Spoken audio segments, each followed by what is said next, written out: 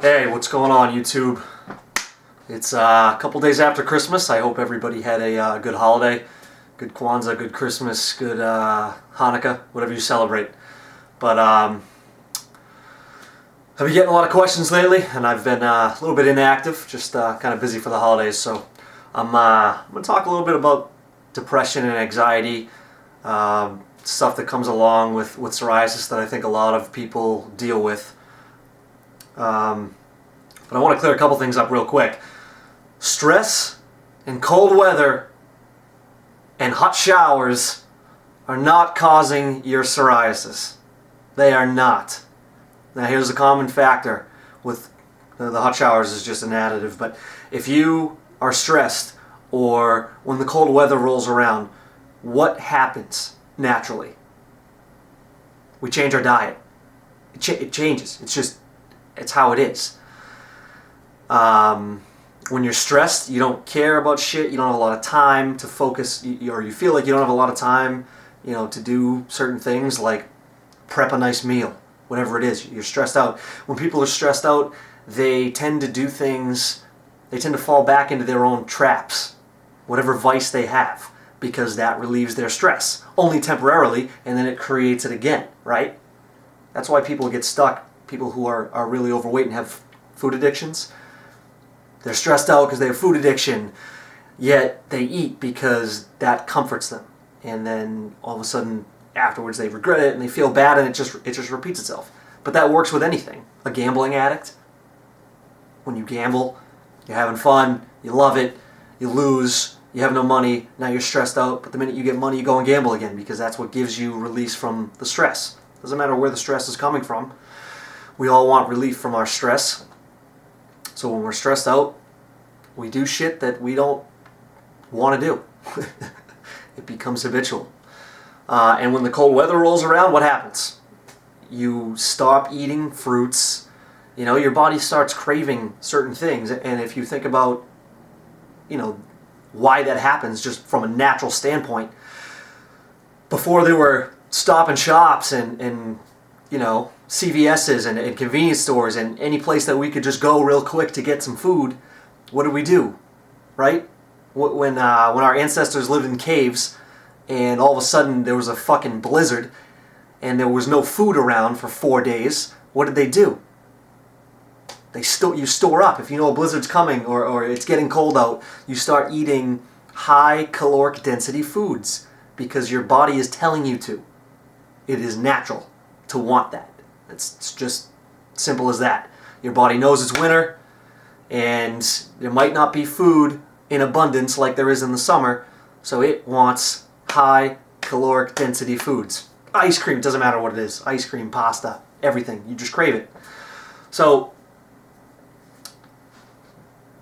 just take your basic instincts and look at them from an outsider looking in and not from somebody who's stuck in the system that we currently have in place, which is eating crap. And it's just a simple fact. So I want to talk about depression, anxiety, things like that. I'm sure many of you have dealt with a lot of depression and anxiety. If you've suffered, severe psoriasis symptoms, like I have. And it's not easy, right? Maybe it's cost somebody their job. Happened to me. I was working for a media company in Boston when this whole thing started. And I was doing advertising sales. And it was all over the phone. So naturally, all day, I had access to Google. So when I was, going through what I was going through and I was trying to find, I was trying to help myself because, if you watch my other videos, the doctors were no help. I'm trying to fucking, help myself get through this, and I'm searching for an answer in all ways, shapes, and forms. And so I'm Googling everything, and it consumes you, right? If you've experienced this, you know what I'm talking about.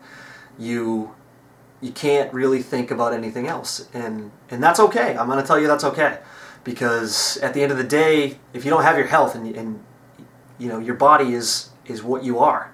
It's all you have. You can get fired from your job and you still have your body. You still have to live with your body. It doesn't matter. That's still going to be there.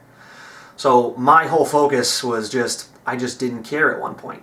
I just said, I don't fucking care. I need to find out what's wrong with me. And I didn't want to lose my job, but I cared more about, getting my psoriasis cleared, because it became a point of, mental consumption. So I was working for a media company in Boston. I did pretty well for a while. I actually ended up with psoriasis coming off my 2 best months there, and it was all downhill from there, all downhill.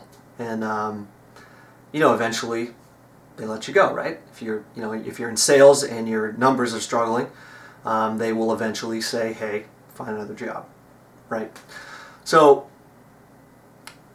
most of it for me was more anger than depression. Obviously I had, days where I'd have little pity parties for myself, but for the most part I was more just fucking angry. Angry at my doctors for not listening, angry at the world for whatever was happening to me and couldn't explain it. Angry at myself because I couldn't fix it. It didn't matter. I was very angry. So what you need to do to deal with all that is you need to let your energy out, okay? Now, I know some people don't believe in energy or whatever, but it's a simple fact of life that energy stores up in the body. It does. It's just, we harbor energy. Positive energy, negative energy, doesn't matter. I'm not going to get all loopy, crazy energy on you, but you need to let it out. If you think of like a child when they're angry or upset, what do? They yell, they scream, and they cry. Okay? And children are very happy because they don't have all that built up energy, that they suppress, right? When we get older, you can't cry. If you don't get your way, you can't cry. You can't scream and yell. You can't hoot and holler because it's not what we do. So you need to find other ways to let your energy out. If you already work out a lot and go to the gym, you need to start doing some different things. Do some explosive style, like Olympic style lifting. Power cleans, squats, clean and press, clean and jerk, deadlifts. A lot of people who go to the gym just kind of go through the motions. Go do your bench press, go do your pull-ups. And that's great because you're moving, you're doing something, but you need to start doing other things that let a lot of energy out. So if you don't like doing that stuff, take up rock climbing, biking, cycling. I hate cyclists, but that's another topic for another day. Do anything that lets your energy out. Go join a gym that has a heavy bag, and on days that you're really feeling it, just beat the shit out of your heavy bag. Yell, scream and yell when you're alone, or you're in your car. Listen to some music that gets you all fired up and just yell, ah! Why not? Feels good to do that, actually. And I say all this, and you might think it's crazy, but I just want you to think about this. If somebody walks into a room and they got their chest out and their head up, and they, eyes wide, and they walk around with confidence, what do you think about that person, right? You make a natural assumption that person is confident, and not depressed or anything like that. And if somebody walks into the room like this, and kind of hides in the corner and just, has their hunched over, you make a natural assumption that person, probably has problems, that they're, not confident in themselves or something else, like there's reason for it. So if you think about, what depression is, it's what chronic depression becomes is when you suppress your energy, right? And it literally shapes who you become, okay? So go let your energy out. Don't sit in your room and sulk. And I know it's easier said than done, but take it from me because I've been there. I'm not your friend who's never had psoriasis, who's saying, hey man, don't worry, it's not cancer, right? You guys get that from your friends? And it's not their fault. They're trying to help us, and we appreciate that. you know, but it's tough to hear that from somebody who's not going through what you're going through. Because you understand, if you're a rational person, you understand, yeah, I know it's not cancer, you know, I'm probably not going to die from it, but it's affecting me, and you can't help it because you don't like the way it looks.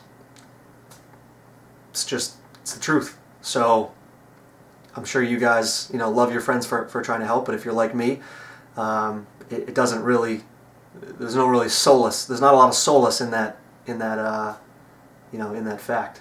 So if you can't figure out what else to do, post the questions, we'll have a discussion on the video, but get out there and just move, lay your energy out, and yeah, good luck. So happy New Year's, everybody. Have a good one.